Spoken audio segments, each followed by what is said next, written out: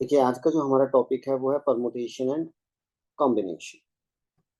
तो स्टार्ट करते हैं। तो इसमें जो आपको ध्यान रखना है, दो मेन रूल है। फंडामेंटल प्रिंसिपल ऑफ काउंटिंग में दो रूल आते हैं हमारे, multiplication rule and addition rule. ठीक है, पहले उनको करते हैं, फिर इसके बाद इसके जो कुछ इंपॉर्टेंट कॉन्सेप्ट्स हैं जो क्वेश्चंस में आप यूज करोगे वो करेंगे। उसके बाद क्वेश्चंस करेंगे इसके। चलिए स्टार्ट करते हैं। मल्टीप्लिकेशन रूल, मल्टीप्लिकेशन रूल या इसको हम बोलते हैं एंड रूल। ठीक है, मल्टीप्लिकेशन रूल का मतलब है कि आपको कुछ ऐसी सिचुएशन होगी, पहले ये लाइन पढ़ो। कोई वर्क है, कोई काम है, कोई जॉब है हमारी, कोई टास्क है। ठीक है, और जो वर्क है consist of N independent sub work. और वो जो आपका काम है वो छोटे छोटे कामों में डिवाइडेड है। ठीक है भाई, एक कंप्लीट काम है और वो क्या है, छोटे छोटे कामों में डिवाइड है। और कंडीशन क्या है, जैसे यहाँ पे कोई काम है वो एन इंडिपेंडेंट सब वर्क में डिवाइडेड है। एक एक को दिया हमने हमारा सब टास्क M1, सब टास्क M2, सब टास्क Mn, छोटे छोटे एन इंडिपेंडेंट सब वर्क में डिवाइड है। क्वेश्चन क्या है, कोई काम है, चलो डिवाइड है, then total number of ways to complete the work. तो काम के होने के टोटल तरीके, पूरा काम होना चाहिए। ठीक है भाई, तो भाई ये पूरा काम है और ये डिवाइड है कुछ सब पार्ट्स में। तो ये पूरे काम को बोला जाएगा कि ये पूरा काम तब होगा जब ये सारे काम कंप्लीट हो जाएंगे जो इंडिपेंडेंट है, एक दूसरे से कोई लिंक नहीं है, सारे होने जरूरी हो। ठीक है, जितने सब टास्क हैं, सब सब पार्ट हैं, सब वर्क हैं, वो सारे कंप्लीट होने जरूरी हैं, ये भी ये भी ये भी। तो तब ऐसी कंडीशन होती है मल्टीप्लिकेशन रूल में कि एक पूरा काम है, वो कहीं उसके अंदर वो काम कुछ सब सब टास्क में डिवाइडेड है। और काम तभी पूरा होगा जब सारे सब टास्क पूरे होंगे। ठीक है, तो उस टाइम पे हम क्या करते हैं, जितने भी सब टास्क हैं सबके होने के वेज को मल्टीप्लाई कर देते हैं। तो वही हमारा क्या आ जाता है, जो हमारा मेन काम है उसके होने के, कंप्लीट होने के टोटल तरीके आ जाता है। तो number of ways to complete the work, जो हमारा मेन काम है उसके होने के तरीके क्या है। तो जो M1 क्या है, पहले सब टास्क के होने के तरीके, M2 दूसरे सब टास्क के होने के तरीके, Mn nth सब टास्क के होने के तरीके। तो सब तरीकों को मल्टीप्लाई करके हमारा आंसर आ जाता है। तो मल्टीप्लीकेशन कहाँ करेंगे हम, जहां सारे सब टास्क होने कंपलसरी हो। ऐसे नहीं कि एक सब टास्क हो जाए काम खत्म हो जाए, यहाँ पे नहीं, यहाँ सारे सब टास्क होंगे।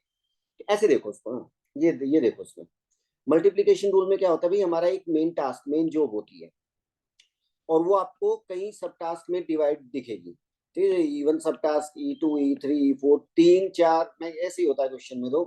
ठीक है, मेन टास्क है दो सब टास्क में डिवाइड हो या तीन में हो या चार में। ठीक है, अभी तो हम मान रहे हैं एन सब टास्क में डिवाइड है। और कंडीशन होगी, अंदर छिपी हुई कंडीशन क्या होती है, जो main task will be complete if, main task है तभी कंप्लीट होगा if all the sub task are completed, जब सब टास्क कंप्लीट हो जाएंगे इन ए डेफिनिट ऑर्डर, किसी ऑर्डर में। ठीक है, सारे होने जरूरी है। और जितने भी सब टास्क है ये सब इंडिपेंडेंट है। कैसे इंडिपेंडेंट है। ठीक है, तो इफ, ठीक है भाई, ये मेन कंडीशन है। तो जब भी ऐसा कुछ दिखे तो समझ लेना मल्टीप्लीकेशन रूल एप्लीकेबल होगा। हम क्या करेंगे, तो हमारा जो सब टास्क E1 है, मान लो वो जो host can be done in M1 ways, उसके होने के M1 तरीके हैं। Subtask E2 can be done in M2 ways, subtask E3 can be done in M3 ways. Then ऐसे ही है, मतलब पहले इसको पूरा ही कर लो, सब टास्क E3, और मैं बोलूं चलो मान लो तीन ही सब टास्क है, ऐसे कितने भी हो सकते थे ना, मान लो तीन है। तो then total number of ways of doing main task. तो भाई जो मेन टास्क है इसके होने के तरीके, तो भाई इसके होने के तरीके M1, इसके M2, इसके M3। तो हम क्या करेंगे, इन तीनों को, तीनों के होने के तरीकों को मल्टीप्लाई करके हमारा फाइनल आंसर आ जाता है, मल्टीप्लीकेशन रूल। ठीक है, ये कंडीशन देखो, बस ये कंडीशन दिख रही है तो मल्टीप्लाई कर दो। उसके बाद लैंग्वेज में ऐसे ही पूछा जाता है, total number of ways of doing सब टास्क E1। वो मेन टास्क नहीं बोलता है, वो ये बोलेगा कि भाई total number of ways of doing सब टास्क, मतलब E1 and E2 and E3 in a definite order. सारे टास्क होने हैं, कुछ टास्क दे देगा E1, E2, E3। 3 है, 4 है, 5 है, n है, सब होने हैं इन ए डेफिनिट ऑर्डर। तो आप क्या करोगे, सबके होने के तरीकों को मल्टीप्लाई कर दोगे। ठीक है, बात एक ही है। ऐसे पूछे, ऐसे पूछे, ये ऐसे पूछे, total number of ways of simultaneous occurrence of all the sub task, मतलब जितने छोटे छोटे टास्क हैं वो सारे होने के तरीके। तो हम क्या करेंगे, सब जितने भी सब टास्क है सबके होने के तरीकों को मल्टीप्लाई कर देते हैं। यही मल्टीप्लीकेशन रूल है। ठीक है, जैसे एक क्वेश्चन देख लेते हैं भाई। ऐसे लिखा है, Abhishek is travelling from Ahmedabad to Calcutta. ठीक है, ये स्टेशन 1 है, स्टेशन 2, स्टेशन 3 और वाया बॉम्बे। तो क्या कह रहा है ये, ऐसा है कुछ, ये हमारा हो गया स्टेशन अहमदाबाद, और कहाँ जाना है उसको, कलकत्ता, C4 कलकत्ता, और वाया बॉम्बे जाना है, बॉम्बे से जाना है। There are 3 ways travel from T1 to T2। मतलब ये स्टेशन, इसने इसको T1 नाम दिया है, चलो ठीक है T1 दे दो। T1 टू T2, ये मैं T2 ले रहा हूँ, और ये हमारा है ये T3। तो A से B तक, मतलब T1 से T2 जाने के हमारे 3 रास्ते हैं, ये रहे 3 रास्ते। ठीक है, ठीक है भाई, 3 रास्ते होंगे, एक वाया एयर, वाया फ्लाइट, और बस के द्वारा जा सकते हो, ऐसे कुछ 3 रास्ते हैं T1 से T2 जाने के। And 2 veg travel from T2 से T3, और T2 से T3 जाने के 2 रास्ते हैं, ये रहे 2 रास्ते। ठीक है, इधर 3 रास्ते हैं, T1 से T2, इधर 2 रास्ते हैं।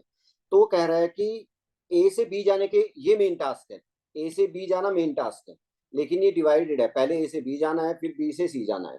तो मेन टास्क आपका तभी होगा जब आप A से B भी, तो ये भी होगा और ये भी होगा।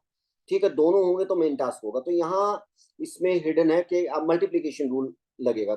ठीक है, A से C जाने के टोटल तरीके क्या होंगे, ये सब टास्क के होने के तरीके, A से B जाने के तरीके 3, B से C जाने के तरीके 2, मल्टीप्लाई, क्योंकि दोनों सब टास्क होने जरूरी है, तो दोनों के तरीकों को मल्टीप्लाई करो, 6 वेज है। ठीक है भाई, एक तो रास्ता ही हो गया एक। ठीक है, दूसरा, तीसरा, चौथा रास्ता, 6 रूट बनेंगे ना, पांचवा, फिर छठा रास्ता, हो गया ना 6 रूट।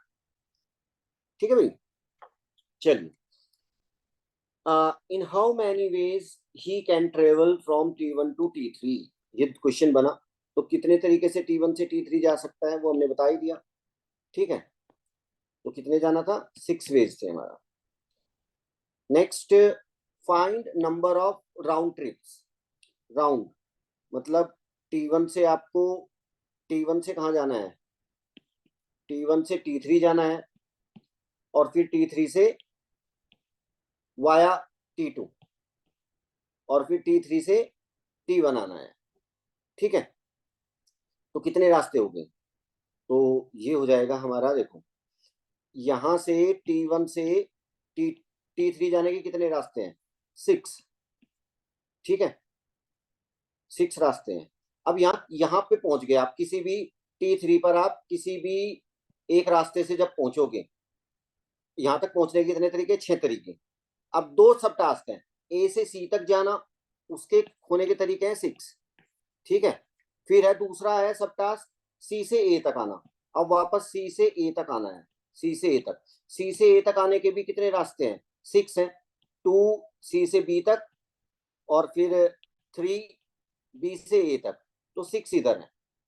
ठीक है भाई, राउंड ट्रिप के लिए A से C जाना एक सब टास्क, C से E आना एक सब टास्क, तो 6 इंटू 6, 36 वेज है। ठीक है, 36 ways. Number of round trips if any path can not be use twice. तो नंबर ऑफ राउंड ट्रिप्स, अब कोई भी पाथ दो दो बार यूज नहीं होगा। ठीक है भाई, तो आप इसको कैसे कर सकते हो, ऐसे कह रहा है, जैसे ये T1 है हमारा, ये T1 है, ये T2 है, ये T3 है, और यहां तक ये 3 रास्ते हैं, इधर से इधर के 2 रास्ते हैं। तो T1 से पहले T3 जाना है और फिर T3 से T1। तो T1 से T3 जाने के कितने रास्ते हैं? T1 से T3 जाने के कितने वेज है भाई? 6। कोई डाउट? 6 वेज है, डिफरेंट वेज है ये 6। देख रहे हैं ना 6? ये 1 2 ऐसे, 3 4 5 6। तो T1 से T3 जाने के 6 वेज है इनटू, अब T3 से T1 वापस आना है। लेकिन आप क्या करोगे, क्या करोगे, जिस रूट से आए हो कोई भी पाथ 2 बार आप यूज नहीं करोगे। ठीक है, मान लो आप, देखो, मान लो आप इस रूट से गए, यहाँ से T1 से T2 ऐसे गए और फिर ऐसे, अब आप वापस आओगे, जब T3 तक पहुंचोगे कोई ना कोई रूट तो लिया ही होगा ना, T1 से T2, T2 से T3। अब वापस आने के लिए आपके पास कितनी चॉइसेस बचती हैं? T3 से आप T2 आओगे, एक रास्ता बचेगा। ठीक है, क्योंकि उससे नहीं आना है, जिससे T2 से T3 पहुंचे थे, T3 से T2 उससे नहीं आना है, तो एक इधर से रास्ता बचा। और फिर T2 से T1 आने के 3 रास्तों में से 2 रास्ते यूज कर पाओगे आप। ठीक है, तो T3 से T1 आने में कितने कितने तरीके से आ सकते हो? 1, T3 से T2 1, और T2 से T1 2।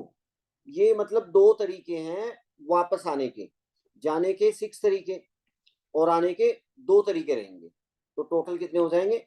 12। चलिए, ये था हमारा मल्टीप्लीकेशन रूल। जैसे ये वाला क्वेश्चन देखो, Mukesh wants to see a movie। ठीक है, so he goes to the cinema hall, there are 5 ways to enter।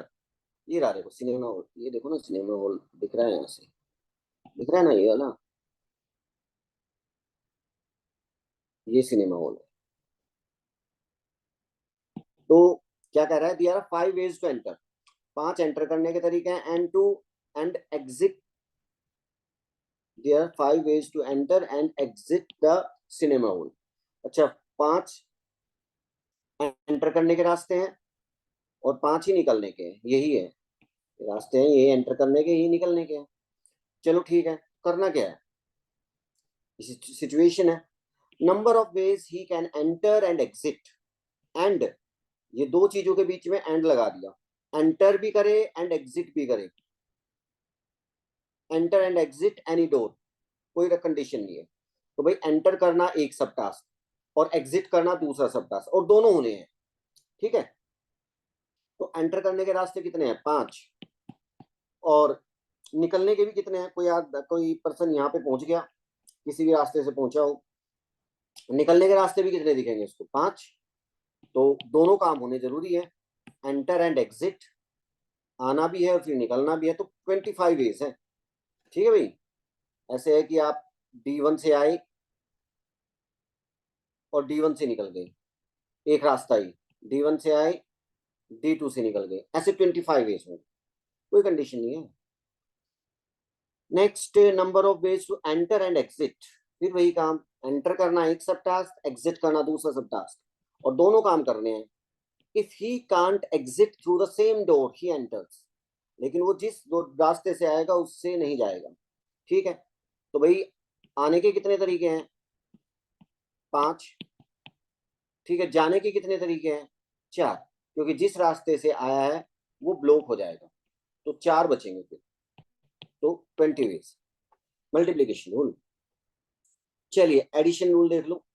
Addition rule को बोलते हैं और रूल, और मेथड, क्या बोलते हैं इसको? और इसमें ऑप्शंस दिखते हैं एडिशन रूल में, या तो ये काम ऐसे हो सकता है, या ऐसे, या ऐसे, या ऐसे, ऑप्शंस दिखेंगे, या इसको ऐसे कर लो, या ऐसे कर लो, या ऐसे, कोई एक डायरेक्शन चूज कर लो, काम पूरा हो जाएगा। ठीक है, मल्टीप्लीकेशन रूल में जितने भी सब टास्क हैं सारे होने कंपलसरी होते हैं। ठीक है, ये भी करो, ये भी करो, ये भी करो, तब काम कंप्लीट। इसमें ऐसा नहीं है, आपको दिखेगा उसमें ऑप्शंस दिखेंगे, जैसे इस मेन टास्क है कोई, उसको करने के कई ऑप्शंस दिखेंगे आपको, कई रास्ते, या तो ये काम सब टास्क E1 के थ्रू हो जाएगा, या सब टास्क E2, या सब टास्क E3, या सब टास्क EN, कितने भी हो सकते हैं यहाँ पे, 3 4। ठीक है, लेकिन ये जरूरी नहीं कि आपको सारे करने जरूरी है, इसमें आपको कोई भी एक रास्ता सेलेक्ट करो आप। ठीक है, काम पूरा हो जाएगा, आपका काम ही खत्म हो जाएगा। ठीक है, ये सेंस होती है इसमें, मतलब ये कंडीशन है क्वेश्चन के अंदर, ये कंडीशन आपको दिखेगी आपको, ठीक है। इसमें जो मेन टास्क है इज कंप्लीटेड, जो मेन टास्क है, जो भी कहेगा, मेन टास्क बहुत सारे होते हैं, ये काम करो, अलग अलग तरह के काम होते हैं। Main task is completed if one सब टास्क इज कंप्लीटेड, अगर एक सब टास्क भी हो गया, एक ऑप्शन भी, एक रास्ता, एक डायरेक्शन आपने चूज कर ली, और काम ही कंप्लीट हो जाता है वहां पे, ठीक है। ऐसे नहीं कि ये भी करो, ये भी करो, ये भी करो, ऐसा नहीं होता इसमें। इसमें एक रास्ता और काम खत्म, ठीक है, ऐसी सेंस होगी। ऑप्शंस दिखेंगे। मान लो सब task E1 can be done in M1 ways, मान लो जो सब टास्क E1 है, ठीक है, वो M1 वेज से किया जा सकता है, सब task E2 M2 ways, subtask E3 M3 veg, ऐसे दिया है। चलो उसने EN भी ले लिए, और सब task EN can be done in MN ways, ठीक है भाई। Total number of ways of doing the main task, तो मेन टास्क को करने के कितने तरीके हैं, और काम तब पूरा होगा या तो आप ऐसे करो, बीच में और है, या ऐसे और दिखेगा, ठीक है, ठीक है भाई। और या तो ऐसे कर सकते हो आप E1, ठीक है, कोई भी एक रास्ता ले लो, काम खत्म। अगर आप E1 के रास्ते से करोगे तो M1 तरीकों से कर सकते हो, E2 के रास्ते से करोगे M2 तरीके। तो इन सब तरीकों को जब बीच में और दिखे, तो जितने भी सब टास्क हैं उनके बेस को हम प्लस कर देते हैं, ठीक है भाई। क्या कर देंगे, plus M1 plus M2 plus M3, ठीक है। ऐसे लिए बोलो, total number of ways of doing E1 और E2 और E3, बीच में और लगाया है कि ये हो या ये, उस वाले में एंड वाले में लगा था एंड, ये भी होना है, ये भी होना है, ये भी होना है, इसमें और या तो ये हो जाए या ये हो जाए, यही। तो सब टास्क के होने के तरीकों को ऐड कर दो। सिचुएशन देखो, जैसे एक रूम है, ठीक है, यहाँ पे आप अंदर हो, यहाँ रूम के अंदर हो अभी, ये रहे, ठीक है, दिख रहा है। और इधर से दो रास्ते हैं, इस इधर से ईस्ट से भी दो रास्ते, साउथ से एक रास्ता, वेस्ट से तीन रास्ते। काम क्या है, आपको बताना है number of ways to come out from the room, room से बाहर निकलना है। तो रूम से बाहर निकलने के रास्ते कितने हैं, आपको दिखेगा यार, रूम से बाहर निकलना है तो उसको चार दिशाएं दिखेंगी, फोर वॉल है ना, तो वो जिधर को चल पड़ेगा उधर से बाहर निकल जाएगा। अगर वो इधर को चलता है ईस्ट की तरफ से, तो ईस्ट की तरफ से दो रास्ते दिखेंगे और बाहर निकल गया हो। तो इनको होने की जरूरत नहीं है उस टाइम पे, क्योंकि इसको ऑप्शंस दिखेंगे कि भाई मैं या तो इधर से भी बाहर निकल सकता हूँ, इधर से भी, इधर से भी, चॉइसेस दिख रहे हैं ना, ऑप्शंस। ऐसे नहीं यहाँ पे है कि आधा इधर से बाहर निकलेगा, आधा इधर से बाहर निकलेगा, आधा इधर से, आधा इधर से, और बाहर आके पैक हो जाएगा, नहीं है ना, ये सेंस नहीं बनती कोई भी। और रूल है भाई ये। तो इधर से बाहर निकलेगा या इधर से, और दिख रहा है ना बीच में, और, तो ईस्ट से बाहर निकलने के दो रास्ते, या फिर और आ रहा है, और का मतलब प्लस।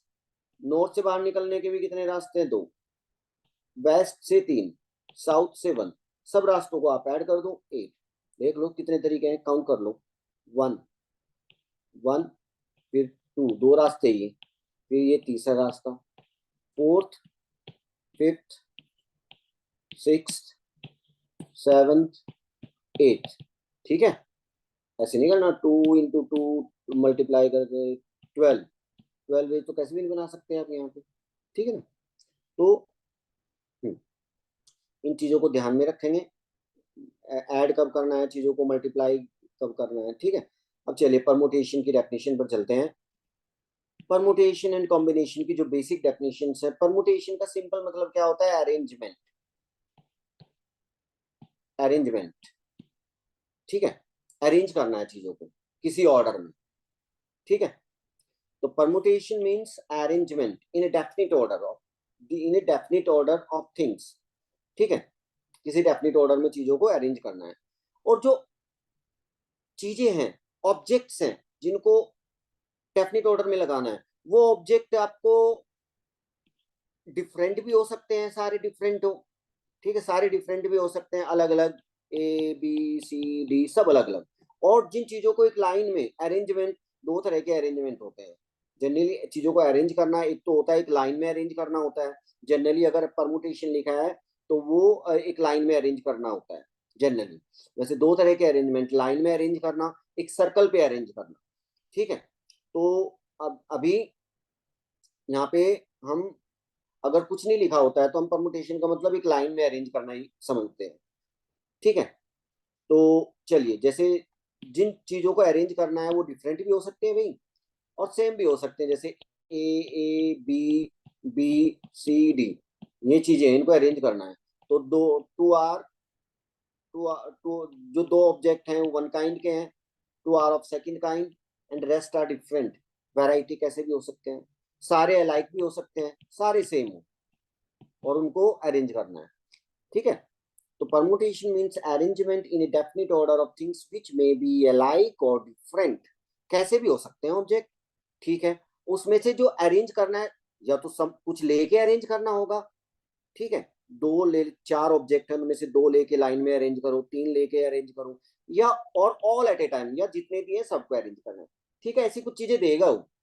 ठीक है, क्या क्या दिख रहा है अरेंजमेंट में, टोटल गिवन कितने हैं, और ये भी देगा कितने लेने हैं, और जो गिवन है वो डिफरेंट है या अलाइक है, वो सब दिखेगा।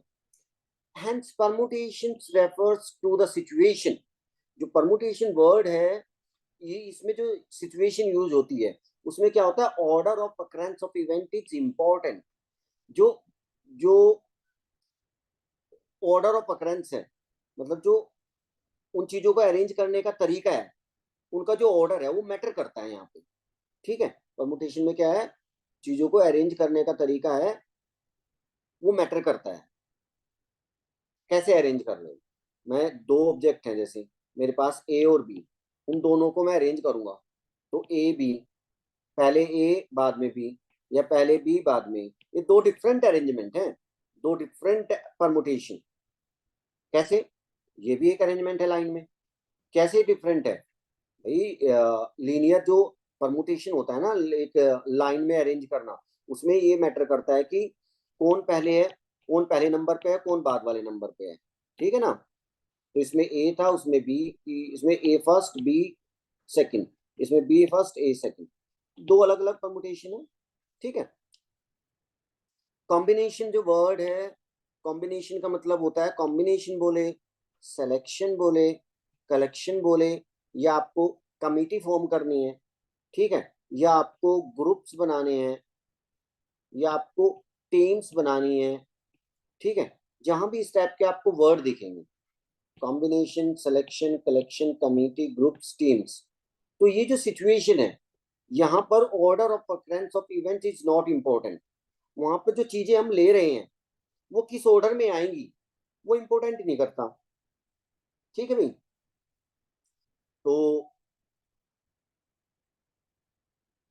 ठीक है, ऐसी कुछ सिचुएशन, जैसे मैं आपको बोलूं कि मेरे पास ए बी सी डी चार पॉइंट है, और मुझे एक ट्रायंगल बनाना है, तो तीन लेने हैं मुझे, तो तीन मैंने ए बी सी ले लिए।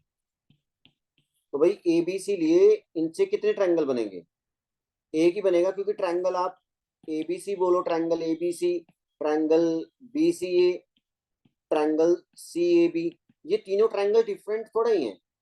ठीक है, ये तीनों ट्रायंगल क्या है, एक ही है। ठीक है भाई, ऐसे लगा होगा ना, A B C, B C A, C A B, है तो तीन वर्टेक्स वही, वर्टेक्स थोड़े बदल गए, आगे पीछे बोलने से, ऑर्डर चेंज करके बोल दो, वर्टेक्स आगे पीछे बोल दो, नहीं बदले ना। तो कुछ ऐसी सिचुएशन होती है जहां पर ऑर्डर मैटर नहीं करता है, तो वहां पर हम उन सिचुएशन में एक नया वर्ड यूज करते हैं। ठीक है, उसको कहते हैं कॉम्बिनेशन, जहां पर ऑर्डर मैटर नहीं करता है। तो कॉम्बिनेशन क्या होता है, combination is selection of, combination मतलब सिलेक्शन ही है, कॉम्बिनेशन का मतलब है सिलेक्शन ऑफ वन और मोर थिंग्स, सेलेक्ट करना है, कितनी भी चीजें कर सकते हैं, वन टू थ्री। ठीक है, आउट ऑफ एन थिंग्स, और यहाँ पे जो एन है वो डिफरेंट भी हो सकती हैं, अलाइक अलाइक भी हो सकते हैं, विच में बी एन थिंग्स विच में बी अलाइक और डिफरेंट। ठीक है, और उसमें से कितनी भी ले सकते हो, जो सेलेक्ट करनी है, सम सेलेक्ट करनी है, ऑल सेलेक्ट करनी है, वो कैसे भी हो सकता है। ठीक है, तो कॉम्बिनेशन क्या होता है, कॉम्बिनेशन का मतलब है सिलेक्शन, सिलेक्शन ऑफ सम और all objects out of n given objects. ठीक है भाई, जो गिवन है वो भी कैसे हो सकते हैं, डिफरेंट, अलाइक, और जो सेलेक्ट करने हैं वो सम सेलेक्ट भी कर सकता है और ऑल सेलेक्ट भी कर सकता है। जब हम सिलेक्शन वर्ड यूज करते हैं तो वहां पे इन चीजें जब ये चीजें होती हैं, कमिटी, टीम बनानी हो, ग्रुप्स बनाने हो, क्योंकि वहां ऑर्डर मैटर नहीं करता है। और जब हमें परमुटेशन, जहां पर हमें वर्ड्स फॉर्म करने हो, कितने वर्ड्स बनेंगे, ठीक है, तो वर्ड्स में क्या होता है, ऑर्डर मैटर करता है, ठीक है। अधिकतर जब वर्ड बनाने हैं हमें, तो या वहां पर हम परमुटेशन यूज करेंगे। जहां पर भी आपको सिचुएशन में ऑर्डर इंपॉर्टेंट आए वहां परमुटेशन समझना, और जहां पर ऑर्डर का इंपॉर्टेंस नहीं वहां कॉम्बिनेशन। जैसे ये सिचुएशन है, make a number plate of 3 numbers, 3 number की नंबर प्लेट बनानी है of A car using number 1 2 3 4 5 6, ये 6 नंबर यूज करनी है। तो नंबर प्लेट बनाने के लिए 3 नंबर की, तो ये क्या है, नंबर प्लेट बनाओगे तो यहाँ पर ऑर्डर इंपॉर्टेंट है क्या, तो ऑर्डर इंपॉर्टेंट है 3 नंबर की। भाई आपने 3 नंबर 1 2 3 लिए, मान लो ये लिए, तो इनसे नंबर प्लेट आप 1 2 3 भी बना सकते हो, 3 2 1 भी बना सकते हो, ठीक है। तो ऑर्डर इंपॉर्टेंट है, ठीक है। तो क्या बोलोगे यहाँ पे, make a number plate of 3 numbers of a car using the numbers 1 2 3 4 5 6 is arrangement, ठीक है। तो कितनी नंबर प्लेट बना सकते हो आप, तो वो आपको वहां पे परमुटेशन यूज करना पड़ेगा, नंबर ऑफ, ऑर्डर इंपॉर्टेंट है, ठीक है, and it is considered under permutation. अच्छा, if we have 4 letters PQRS and if we choose any 3 letters, और हमें 3 लेटर चूज करने हैं, ये वर्ड देखो ध्यान से, ये हमें दिख जाता है सिलेक्शन कहाँ पे करना है, चूज, सेलेक्ट करो, ठीक है, कलेक्ट करो, कमिटी बनाओ, टीम बनाओ, तो वहां दिख जाएगा सिलेक्शन है, ठीक है। अरेंज में ऑर्डर इंपॉर्टेंट नहीं है। If we choose any 3 letters out of these 4 to form a possible triangle, this comes under combination. तो ये प्रॉब्लम हमारी कॉम्बिनेशन वाले फॉर्मूले से सॉल्व हो जाएगी, ठीक है। फॉर्मूले भी देखेंगे आगे इनके। तो theorem related to application of permutation and combination, हमारी कुछ रिजल्ट्स हैं वो देख लेते हैं। Number of arrangements of n distinct objects, हमारे पास एन डिस्टिंक्ट ऑब्जेक्ट्स हैं, और taken all at a time, और सबको एक साथ लेना है, ठीक है भाई, एंड डिफरेंट ऑब्जेक्ट और ऑल एट ए टाइम। तो इसको कितने तरीके होते हैं अरेंजमेंट के, एन फैक्टोरियल, ठीक है। आपको दिया रहेगा हमारे पास 3 पर्सन हैं, और उनको सब तीनों को, ये टोटल है, उनको एक साथ लेके एक लाइन में अरेंज करना है, लाइन में अरेंज करना है, परम्यूट करना है। तो कितने तरीके, 3 फैक्टोरियल। मेरे 5 पर्सन हैं, उनको लाइन में अरेंज करना है, 5 फैक्टोरियल वेज, ठीक है, डायरेक्ट यूज कर सकते हैं। तो ये हो जाता है हमारा एन फैक्टोरियल, ये हमारा फॉर्मूला इसका, डायरेक्ट भी याद रख सकते हैं। थ्योरम 2, ये जनरल है। Number of arrangements permutations of n distinct things, n distinct things, ठीक है, इंपॉर्टेंट लाइन, जितने भी ऑब्जेक्ट हैं वो डिस्टिंक्ट है, taken r at a time, और आर लेने हैं, तो भाई इसको एनपीआर फॉर्मूले से निकाल सकते हो, एनपीआर, ठीक है। तो जो एनपीआर है, ध्यान रखना, ये एनपीआर फॉर्मूला यूज कब करते हैं, गिवन ऑब्जेक्ट जितने भी हैं वो डिफरेंट होने चाहिए, और उनमें से यहाँ पे नीचे लिखा जाता है जितने आपको लेने हैं उनमें से, और कितने तरीके से एक लाइन में permute, P for permutation, permute कर सकते हो, लाइन में लगा सकते हो उन ऑब्जेक्ट को। तो ये फॉर्मूला एनपीआर, एनपीआर का मतलब होता है n factorial by n minus r factorial, ठीक है, याद रखेंगे।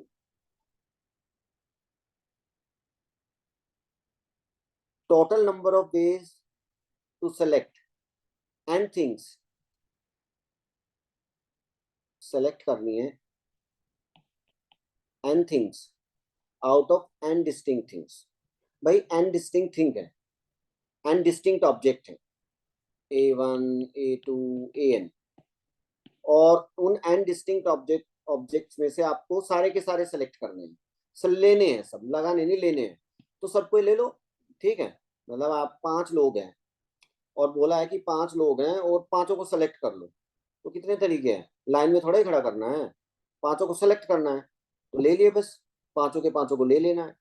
अगर बोलता कि 5 पर्सन है और पांचों को हमें परम्यूट करना है, लाइन में खड़ा करना है, फिर बहुत सारे तरीके होंगे, ठीक है, आगे पीछे कौन खड़ा होगा।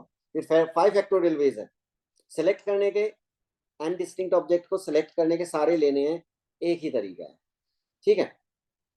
चलिए, also total number of ways to select 0 things out of n distinct things. मतलब हम कुछ भी ना सेलेक्ट करें, कुछ भी सिलेक्ट ना करें out of n distinct things, तो इसके कितने तरीके हैं, कुछ ना सेलेक्ट करें, ठीक है, कुछ सेलेक्ट ही ना करें, तो उसको भी हम कितने तरीके होते हैं, 1 वेज, मतलब we reject all the things, ठीक है भाई। रिजेक्ट करने का, मना करने का भी एक तरीका, एक उसको भी एक तरीका कंसीडर किया जाता है, ठीक है। ऐसे बोला जाता है ना, 1 सेलेक्ट किया, 2 सेलेक्ट किया, नो वन इज सेलेक्टेड, ये भी एक 1 वे है कि कोई सेलेक्ट नहीं हुआ, कंफर्म तो हो रहा है कि क्या क्या कौन सेलेक्ट हुआ है, पता तो चल रहा है। सिलेक्शन का फॉर्मूला देखो भाई, number of ways of selection, combinations, groups, teams, committees कितनी बनेंगी, ठीक है। तो ये फॉर्मूला ध्यान रखना कब अप्लाई करना है, number of selections of n distinct objects. ये जो फॉर्मूला है, जो टोटल ऑब्जेक्ट है, जैसे परमुटेशन वाला फॉर्मूला एनपीआर यूज करते हैं, ऐसे इसके लिए भी गिवन ऑब्जेक्ट डिस्टिंक्ट, और एन में से कितने लेने हैं, कितने कितनों के ग्रुप बनाने हैं, ठीक है, कितनों कितनों की टीम बनानी है, कितनी टीम बनेगी, taken r at a time, r r लेने हैं एट ए टाइम, मतलब एन में से आर की कितनी टीम बना सकते हो, आर ऑब्जेक्ट्स के कितने ग्रुप्स फॉर्म कर सकते हो, ठीक है। तो वो कैसे निकलेगा, एनसीआर। एनसीआर का मतलब होता है n factorial by r factorial into n minus r factorial, ठीक है। एनसीआर, यहाँ पे जो ये और टोटल ऑब्जेक्ट गिवन है वो डिफरेंट होने चाहिए। आर कितने कितने कितने ऑब्जेक्ट के ग्रुप बनाने हैं, ठीक है, कितने ग्रुप बनेंगे वो तो आंसर में आएगा, लेकिन कितने की हर ग्रुप में कितने कितने ऑब्जेक्ट होने चाहिए, ठीक है।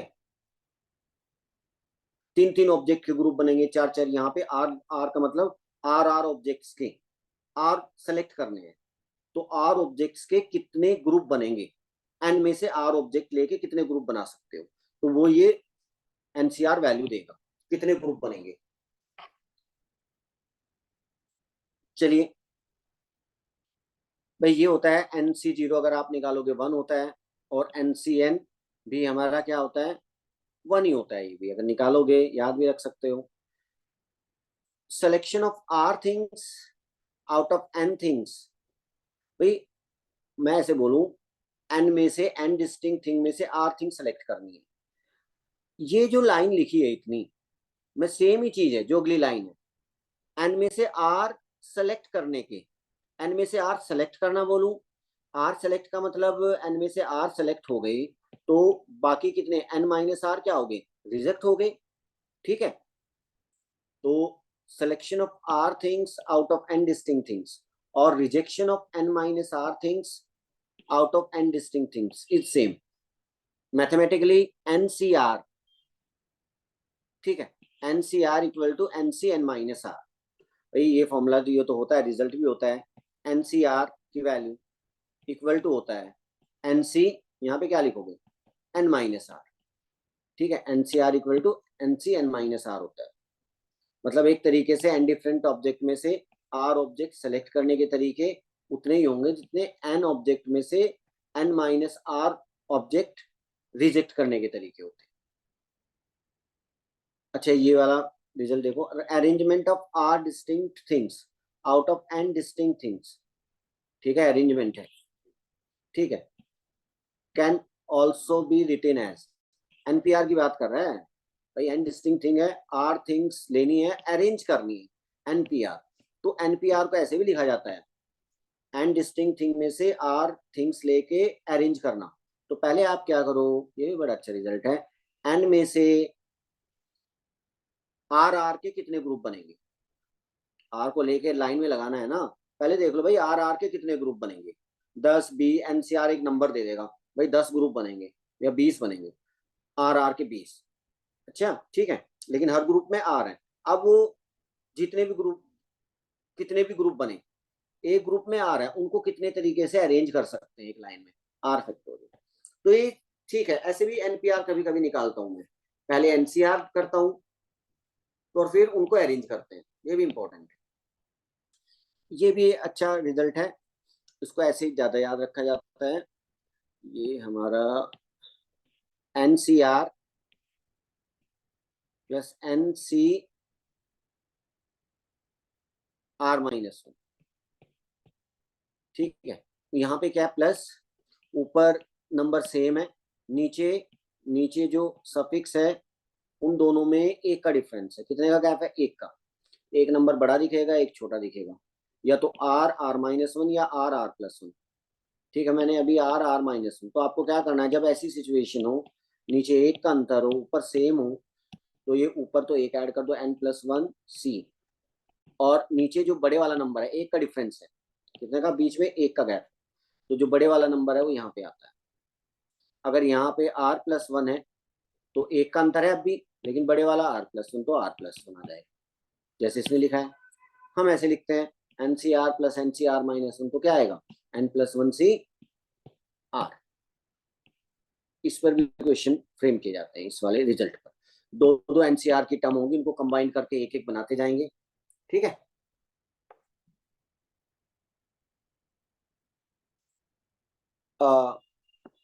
क्वेश्चन देखो, there are n points in a plane. n point है भाई, A1 A2 A3 n points, no three of which collinear, कोई भी कॉलिनियर नहीं है, ये लाइन में नहीं है। Find the number of straight lines, कितनी स्ट्रेट लाइन बनेगी? एक पॉइंट यहाँ, एक पॉइंट यहाँ, एक पॉइंट यहाँ, एक पॉइंट यहाँ, एक पॉइंट यहाँ, एक पॉइंट यहाँ, ऐसे। No three of which collinear, दो तो एक लाइन में होती है लेकिन तीन नहीं है, तो कितनी लाइन बनेगी? कितनी लाइन बनेगी? लाइन तो ये बना दी। एक लाइन बनाने खींचने के लिए आपको कितने पॉइंट की जरूरत होती है? दो। किन्हीं दो पॉइंट को मिला दो एक लाइन, तो कितनी लाइन? जितने तरीके से आप दो पॉइंट सेलेक्ट कर सकते हो, जितने तरीके से आप दो पॉइंट का सिलेक्शन करोगे, हर दो पॉइंट का सिलेक्शन एक लाइन होता है। कोई भी दो पॉइंट बता दे, उनको मिला दो, लाइन बन गई। ठीक है, तो कितनी लाइन बनेगी? जितने तरीके से आप दो पॉइंट सेलेक्ट कर सकते हो। Number of veg by which we can select any 2 points gives total number of straight line NC2। इतनी लाइन बनेंगी, ठीक है। n पॉइंट्स में से दो पॉइंट सेलेक्ट करने के तरीके कितने होते हैं? NC2, इतनी स्ट्रेट लाइन, हर दो पॉइंट का सिलेक्शन एक लाइन। कितने ट्रायंगल बनेंगे? ट्रायंगल के लिए कितने पॉइंट चाहिए होते हैं? तीन।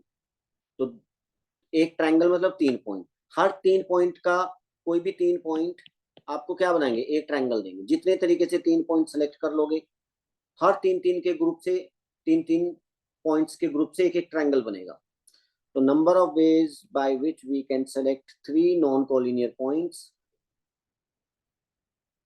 gives total number of triangles। total number of triangle कितने बनेंगे? जितने तरीके से हम तीन नॉन कॉलिनियर पॉइंट सेलेक्ट कर सकते हैं, NC3।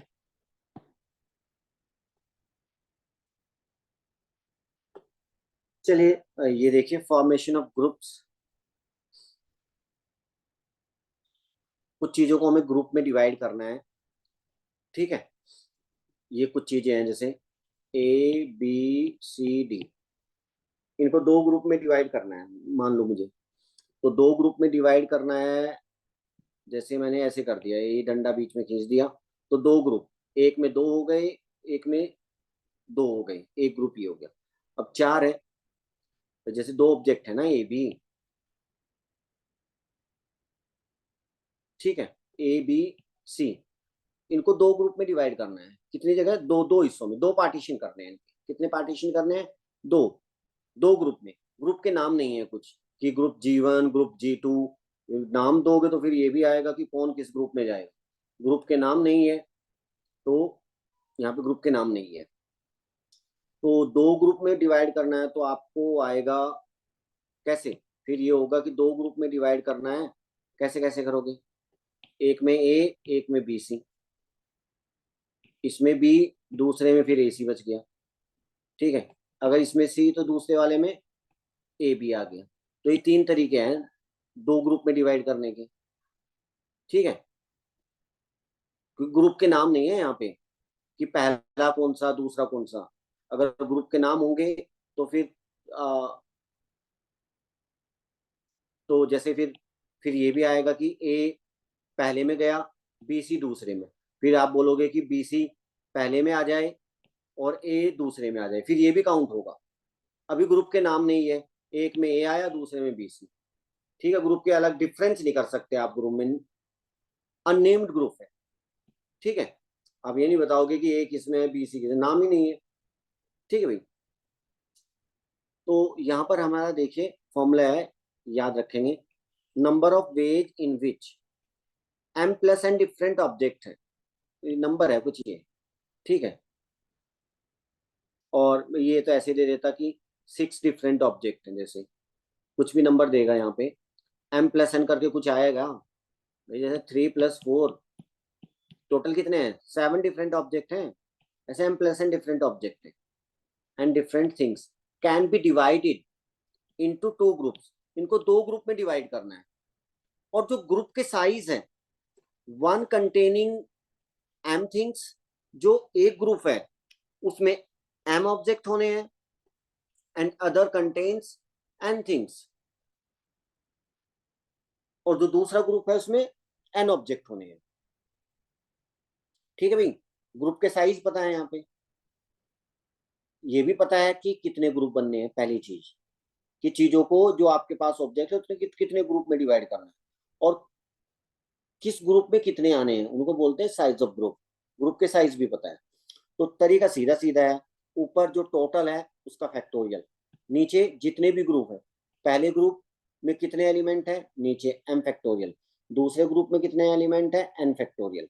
ये फॉर्मूला, अगर ये दोनों ग्रुप का साइज अलग अलग है तो ऐसे आएगा, अगर ये दोनों ग्रुप, 2 ग्रुप है और दोनों ग्रुप का साइज सेम है, ठीक है, तो ये तो आता ही है, लेकिन एक एक्स्ट्रा टर्म आती है नीचे अपॉन में, ये 2 ग्रुप है और 2 ग्रुप का साइज सेम है, 2 फैक्टोरियल आ जाता है।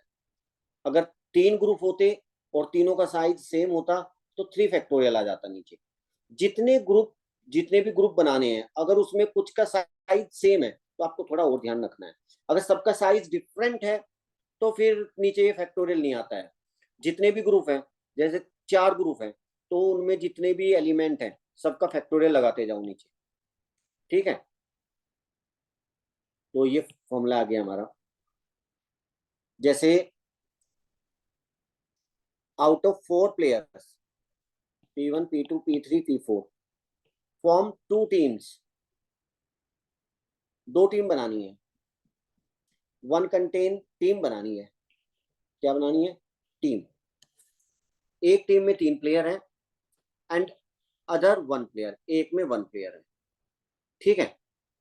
तो ये तो सिंपल प्रॉब्लम है, आप इसको ऐसे बना के भी देख सकते हो, ठीक है। आप बोलोगे कि चलिए भाई बना देते हैं इसको, एक टीम में ये रही, एक में 3 रखने हैं और एक में 1 रखना है, तो एक में मैं रख लेता हूँ P1 P2 P3, दूसरे वाले में 4 आ गई, ठीक है, एक टीम में ये आ गई। अगर एक में P2 P3 P4, अगले में P1 पहुंच जाएगा। अगर एक टीम में जिसमें 3 है, P3 P4 P1, बचे वाला P2, वो अगली टीम में गया, P4 P1 P2 P3, यही तरीके है ना। कितने ग्रुप बने, कितने तरीके से कर सकते हो, 1 2 3 4। तो ये आपको क्या करना था, इसमें टीम बनानी थी, और मतलब ये 4 ऑब्जेक्ट हैं, टीम का मतलब ग्रुप, आपको 2 ग्रुप में डिवाइड करना है, एक में 3 ऑब्जेक्ट, एक में 1 ऑब्जेक्ट, ठीक है। ग्रुप के साइज पता है, टोटल 4 ऑब्जेक्ट हैं, ग्रुप का साइज एक का 3 है, एक का 1, डिफरेंट है, तो ऊपर आएगा 4 फैक्टोरियल टोटल ऑब्जेक्ट्स।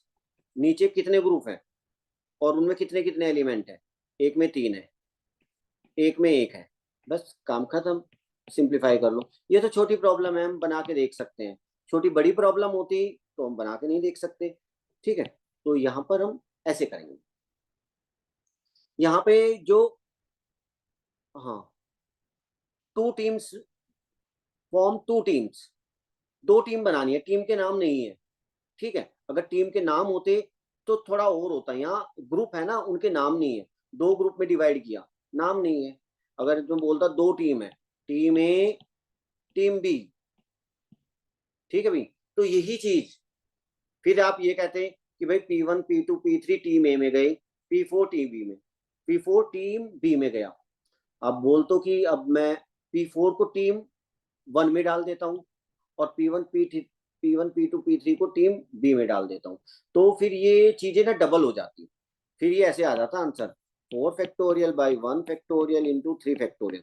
जब ग्रुप्स के नाम भी होते हैं, ठीक है, अननेम्ड ग्रुप नहीं होते हैं, ग्रुप के नाम दिए रहेंगे, नेम्ड ग्रुप होंगे, तो जितने ग्रुप हैं उतना फैक्टोरियल यहाँ लगा दो, 2 ग्रुप 2 फैक्टोरियल, ठीक है। या कभी कभी ऐसे दे दें कि भाई आपके पास, हाँ, ये m plus N different object है, उनको 2 ग्रुप में डिवाइड करना है, एक में m है एक में n है, 2 ग्रुप में डिवाइड किया, इतने तरीकों से डिवाइड करते हैं।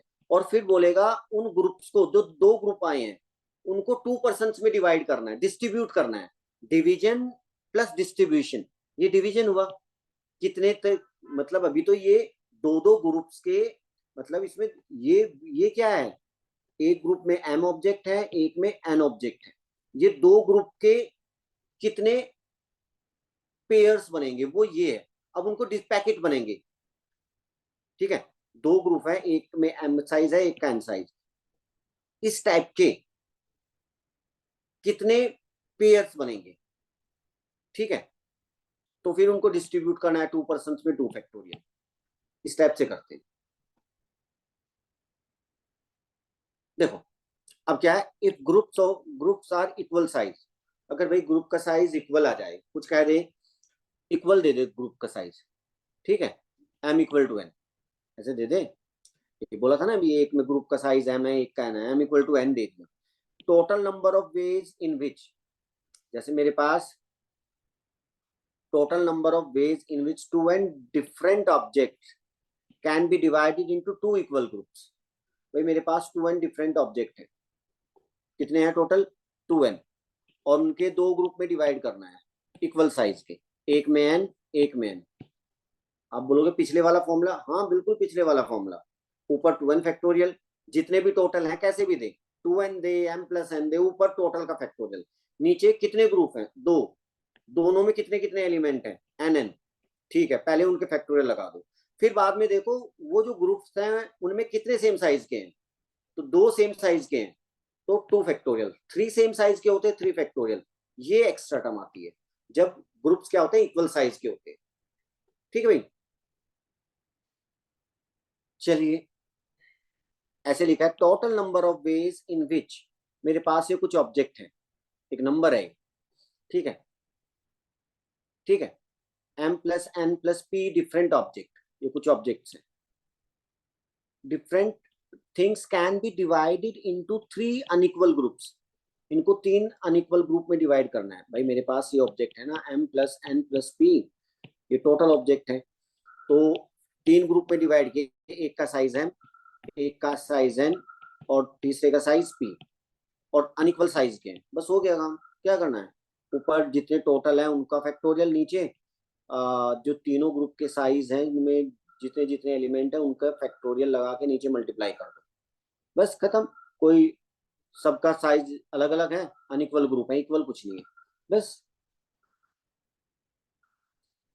Find the number of ways in which 21 distinct objects, 21 distinct objects can be divided into 3 groups, भाई 21 ऑब्जेक्ट है टोटल, ये रही 21 ऑब्जेक्ट, 3 ग्रुप्स में डिवाइड करना है, पता लग गया कितने ग्रुप दिख रहा है 3, साइज क्या है, ईच कंटेनिंग 7 ऑब्जेक्ट, 7 7 7, हो गया काम। फॉर्मूला 21 फैक्टोरियल, ऊपर कितने ग्रुप हैं, जितने जितने एलिमेंट है 7 फैक्टोरियल 7 फैक्टोरियल 7 फैक्टोरियल, ये 3 ग्रुप, तीनों में 7 7 एलिमेंट है तो सबका फैक्टोरियल नीचे, लेकिन तीनों का साइज सेम है, ये ध्यान रखना है। तो तीनों का जितनों का सेम, 3 का साइज सेम 3 फैक्टोरियल, 2 का साइज सेम 2 फैक्टोरियल, ठीक है, तो तीनों का साइज सेम 3 फैक्टोरियल, एक और आ गया, तो ये हमारा आंसर आ गया ऐसे।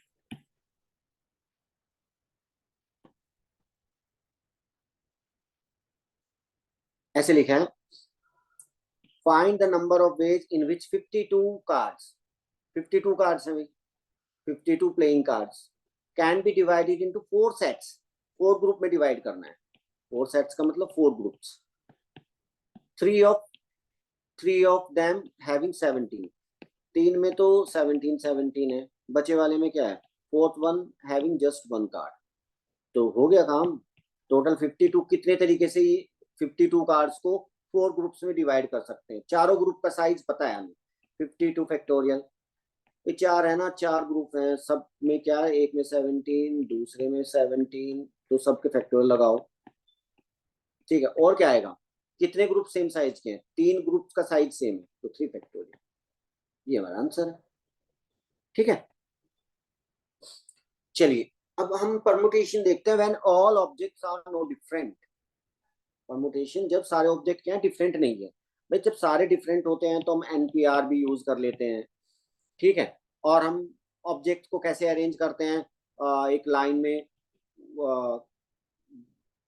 स्पेस बना के भी देख लेते हैं, ब्लैंक स्पेसेस बना के, कि भाई 3 ऑब्जेक्ट, 3 डिजिट 4 डिजिट नंबर बनाना है, 5 डिजिट नंबर बनाना है, तो 4 प्लेसेस बना दी। और फिर देख लिया इसको फिल करने के तरीके, इसको फिल करने के तरीके, इसको फिल करने के तरीके, और उससे भी हम कर लेते हैं जब ऑब्जेक्ट डिफरेंट होते हैं। फॉर्मूले से करो या इससे, ये बेस्ट है। ठीक है, प्लेसेस बनाओ और सबको फिल करने के वेज देखो और उनको मल्टीप्लाई कर दो। ठीक है, ये वे अप्लाई करते हैं हम। लेकिन जब सारे डिफरेंट नहीं होते हैं तब क्या करें, नॉट ऑल डिफरेंट। अब इसमें 2 केस हैं कि आपको परमुटेशन करना है taken all at a time, taken all at a time, सबको एक साथ लेके। ठीक है भाई, और ऑल एट ए टाइम में कुछ सारे डिफरेंट नहीं है, कुछ सेम भी होंगे। और दूसरा केस बनता है taken some at a time. ठीक है, ये बड़ा आसान है, taken all at a time, taken some at a time. इसमें फिर आपको थोड़ी सी ज्यादा मेहनत करनी पड़ेगी, केसेस बनाने पड़ेंगे। ठीक है, चलिए पहले वाला देखते हैं। इसके लिए फॉर्मूला है हमारे पास, permutation of alike objects taken all at a time. मतलब यहाँ पे आपको अरेंजमेंट करना है और आपके पास और सारे ऑब्जेक्ट डिफरेंट नहीं है, बस ये है, डिफरेंट नहीं है। तो कैसे हैं फिर, number of permutation of n things. उसमें जो एन है भाई, उसमें p of one kind, p एक टाइप के हैं, क्यू ऑफ अनदर काइंड, और बाकी सब डिफरेंट है। ऐसे कुछ दिया रहेगा भाई, जैसे मेरे पास 7 ऑब्जेक्ट है, टोटल कितना है, n7, और 7 में से बोलूं 7 में ऐसे हो सकता है, 3 are of one kind, 2 are of second kind, ऐसे दिया रहेगा, एंड रेस्ट आर डिफरेंट। हो गया ना, टोटल ऑब्जेक्ट 7 है, लेकिन 3 एक जैसे हैं, 1 टाइप के, 2 सेकेंड टाइप के हैं, बी, बाकी डिफरेंट, इस टाइप की चीजें होंगी। ठीक है, सब डिफरेंट नहीं है। तो भाई taken all at a time, तो कितने तरीके से नंबर ऑफ परमुटेशन कितने आएंगे, कैसे याद रखना है, टोटल कितने हैं, n फैक्टोरियल, और p of one kind p factorial, q of second kind q factorial, r all different, जो r ऑब्जेक्ट है 5 डिफरेंट है, ठीक है। तो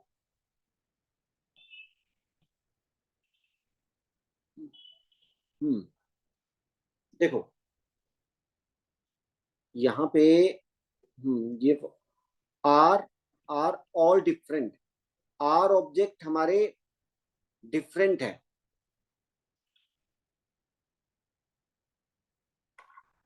क्या फॉर्मूला लिख दिया, एक सेकंड रुक जाओ बस। देखो ऐसे लिखा है, डिफरेंट वालों की तो यहाँ पे जरूरत नहीं होती है हमें, आर आर ऑफ, इसको हटाओ,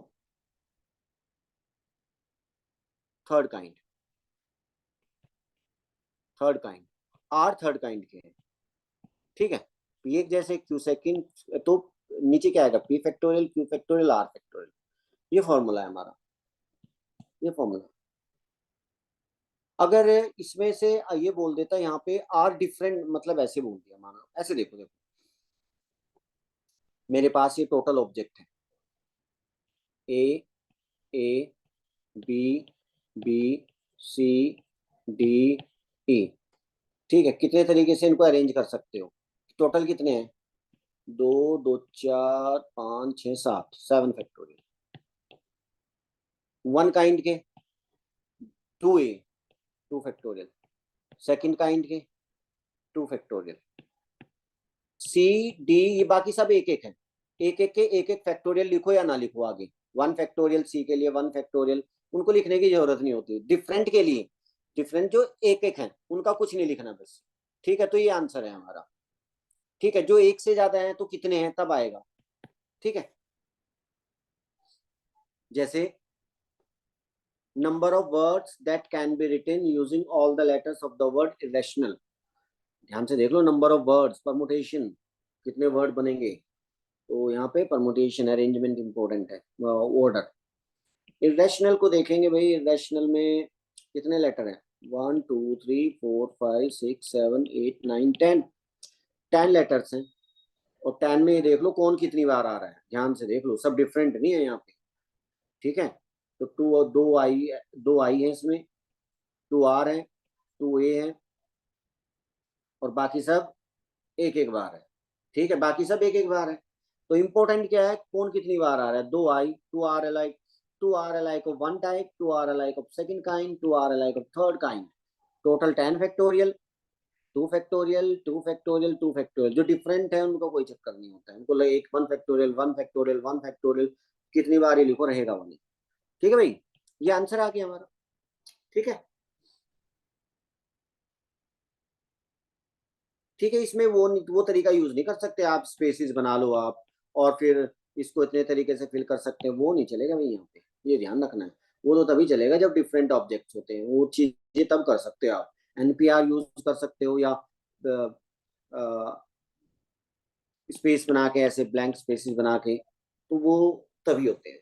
यहाँ पे तो आपको फॉर्मूला याद होना चाहिए और उससे करो बस, इंपॉर्टेंट है फॉर्मूला।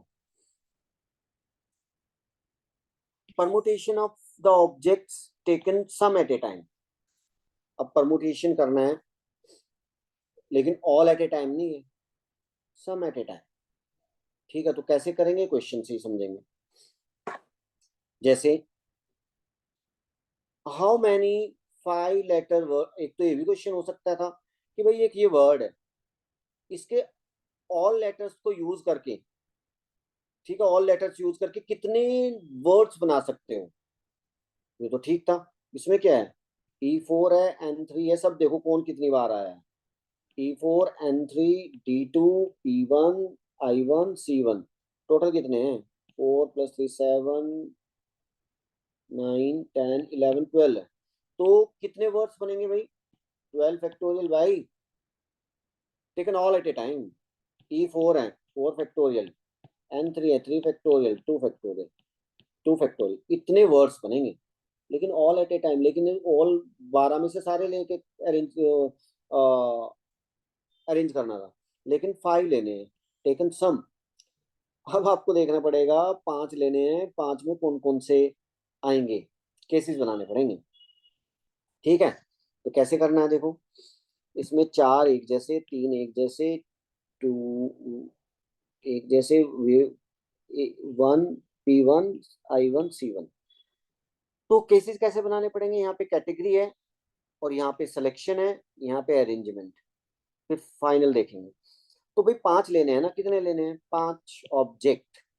ऐसा हो सकता है पांचों में आप बोलो कि पांचों में ऑल 5 डिफरेंट, हाँ ये भी हो सकता है, पांचों के 5 डिफरेंट आ जाए, ठीक है। या फिर ऐसे हो सकता है, पांचों में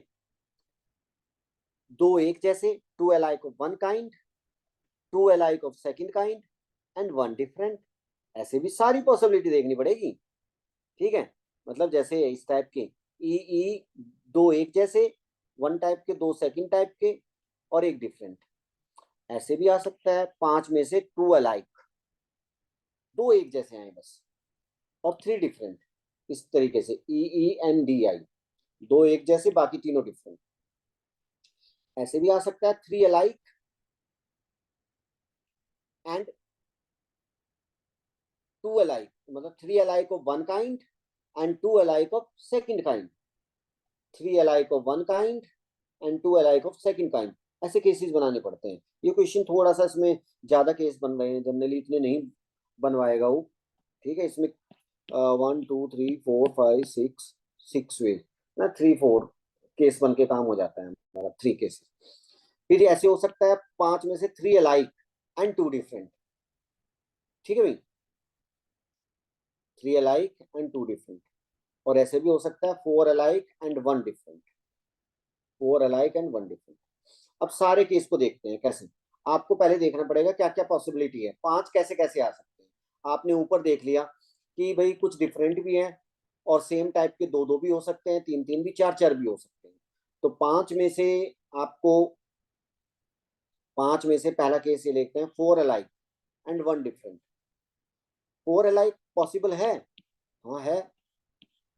4 अलाइक, 4 अलाइक वाले कितने हैं, 4 एक जैसे, एक ही सेट है, एक ही सेट है, बस यही लेना है, 1। ठीक है, ये यही लेना है, एक ही सेट है। अगर 4 अलाइक के 2 सेट होते तो 2 सी 2 सेट में से एक सेट ले लेते, अभी 1 बस। अब 4 अलाइक तो ले लिए, एक ही सेट है, 1 डिफरेंट, अब ये ले लिए। अब बाकी बचे ये वाले, ठीक है। तो इनमें क्या है, बाकी कितने एन डी पी आई सी, एक डिफरेंट लेना है, ठीक है। तो कितने डिफरेंट बचे, ई के अलावा कितने डिफरेंट बचे, सेम वाले नहीं। एन बचा, डी बचा, पी बचा, आई बचा, सी, डिफरेंट 5 है, 5 में से एक ले लो, 5। तो ये सिलेक्शन आ गया, इस टाइप का सिलेक्शन, 4 अलाइक एंड 1 डिफरेंट, 5, जैसे इस टाइप का ई ई ई डी। अब 5 तरीके से सिलेक्ट कर सकते हैं ऐसे, 5 ग्रुप बनेंगे ऐसे ऐसे के। अब 5 ग्रुप बनेंगे, हर ग्रुप में 5 ऑब्जेक्ट। अब उनको कितने तरीके से अरेंज कर सकते हैं। अब अरेंजमेंट, अरेंजमेंट में ये जो 5 है भाई, 4 अलाइक 1 डिफरेंट, तो 5 फैक्टोरियल ऊपर, टोटल 5, नीचे 4, एक 4 एक जैसे हैं, 4 फैक्टोरियल, ठीक है।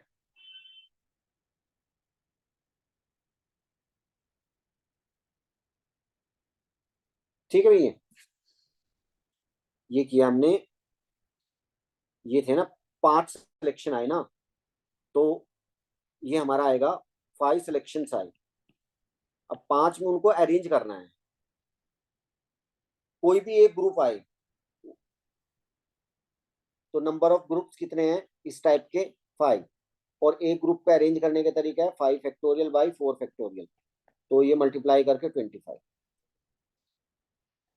फिर 3 अलाइक एंड 2 डिफरेंट, 3 अलाइक देखो कितने हैं भाई, ई 4 है, तो 4 का मतलब 3 अलाइक भी इसके अंदर है, एन 3 है, तो 3 अलाइक के 2 ग्रुप हैं, तो 2 ग्रुप में से एक ग्रुप ले लो कोई भी, ठीक है। मतलब आपके पास एक सेट इसका मिल, एक सेट इसका है और एक सेट इसका है, 2 सेट हैं, 3 अलाइक ऑफ 1 काइंड, तो 2 में से एक ले लो, या ऊपर वाला या ये वाला। उसके बाद 3 अलाइक कोई सा एक आ गया, मान लो ई आ गई। अब 2 डिफरेंट, 2 डिफरेंट में कितने बचेंगे, 1 2 3 4 5, ठीक है। अगर एन आ जाता तब भी 3 अलाइक ऑफ 1 काइंड आ गई, तो डिफरेंट में ई बचा, डी बचा, पी बचा, आई बचा, सी बचा। तो 5 में से फिर 5 डिफरेंट में से 2 लेने के तरीके, 5C2, तो 20। अब 20 ग्रुप्स बनेंगे ऐसे। अरेंज कितने तरीके से करेंगे उनको, तो 5 है, 5 फैक्टोरियल बाई 3 फैक्टोरियल, 2 डिफरेंट है उनको छोड़ दो, और इंटू 20, तो ये रहा। ऐसे करते जाएंगे ना, ये वे होता है इसका, ठीक है। वे देखो उसका, 3 alike of 1 kind and 2 alike of, and 2 alike of different kind. भाई 3 alike of 1 kind and 2 alike of different kind, तो 3 alike of 1 kind and 2 alike of different kind. तो इसके लिए आप क्या करोगे, 3 एक जैसे, मतलब ऐसे, और 2 एक जैसे। तो 3 अलाइक लेने हैं, कितने तरीके से ले सकते हो, पहले 3 अलाइक, तो या तो इनमें से आएंगे, ई 4 है ना, मतलब 3 3 ई आ जाएं, या 3 है, 3 अलाइक तो इनमें से आएंगे, 2 सेट है 3 3 के, इनमें से एक सेट ले लो। 2 अलाइक ऑफ डिफरेंट काइंड, और बाकी इसके बाद इनमें से कोई एक एक आ जाएगा, या तो 3 ई आएंगे या 3 एन। मान लो 3 ई आ गई, 3 ई आ गई आपके, तो 2 अलाइक में फिर क्या क्या बचेंगे, एन 3 है और डी 2 है, मतलब 2 एन यूज कर सकते हो 2 अलाइक में, या 2 डी, तो 2 ग्रुप में से एक ग्रुप लेना है, ठीक है। ठीक है भाई, ये 2C1 किसके लिए है, भाई 3 alike of one kind, ये दो ग्रुप थे, ट्रिपल ई ट्रिपल एन, इनमें से एक ग्रुप लेना है। एक ग्रुप का मतलब 3 एलिमेंट आ गए। अब दो डिफरेंट, तो इनमें से एक आ जाएगा, कोई भी एक आएगा। तो ई ई एन एन में से ई आ गया तो एन वाले बचेंगे। और two alike of different kind. अब जो इनमें ये बच गए, मान लो दो ग्रुप बचेंगे, दो एन या दो डी होंगे, उनमें से एक ग्रुप चाहिए हमें, एक, दो एलिमेंट सेम टाइप के, तो 2C1 इसका। 4 कितने तरीके से अरेंज करेंगे, 5 फैक्टोरियल अपॉन में 3 फैक्टोरियल 2 फैक्टोरियल। तो इस वे से हम जाएंगे इसको। ठीक है, ये प्रोसेस है इसका। थोड़ा सा कैलकुलेटिव है क्योंकि ये क्वेश्चन थोड़ा सा जनरली थोड़ा सा ज़्यादा बड़ा है, केसेस ज़्यादा बन रहे हैं। ठीक है, जैसे ये आ गया हमारा 2 alike and 3 different. Two alike में भाई ये भी आ सकता है, ये भी आ सकता है, ये भी, 3 सेट है, 3C2। 2 अलाइक, अच्छा हाँ, 3 में से एक लेना है, 3C1 2 alike and 3 different. 3 different, अब मान लो ये आ गई, तो डिफरेंट कितने हैं, 1 2 3 4 5, 5C3। फिर आगे इनको अरेंज कर दो, 2 alike of one kind, 2 alike of second kind, 1 different. Like 2 alike of one kind, 2 alike of second kind and 1 different. ठीक है, तो मतलब 2 alike of one kind, 2 alike of second kind, तो कौन कौन से हैं मेरे पास, दो 2 alike of one kind, दो ई भी है, दो एन है, 3 डी है। 2 alike of one kind and 2 alike of second kind, ये 3 पेयर है, 3 पेयर में से कोई दो ले लो। ठीक है, और 1 डिफरेंट, अब दो ले लिए मान लो, ये बचेंगे मान लो। तो इनमें से कितने लेने हैं, 1 2 3 4, 4 बचे, उनमें से एक ले लो, 4C1 4 और 12। अब इनको ये जो 5 आए इनको अरेंज कर दो यहाँ पे, ऑल 4 डिफरेंट, चार जो पांचों हैं वो डिफरेंट आए। ठीक है भाई, डिफरेंट कितने हैं, 1 2 3 4 5 6, तो 6C6, और इनको फिर अरेंज कर दो, 5 को अरेंज करने डिफरेंट को 5 फैक्टोरियल, फिर इन सबको ऐड कर दो, ये जो आया है इन सबको ऐड कर दो, तो टोटल नंबर ऑफ अरेंजमेंट। ठीक है, तो ऐसे केस बना के करना पड़ता है फिर। चलिए चलते हैं सर्कुलर परमुटेशन। तो सर्कुलर परमुटेशन हम स्टार्ट करेंगे नेक्स्ट क्लास में स्टार्ट करेंगे। ठीक है।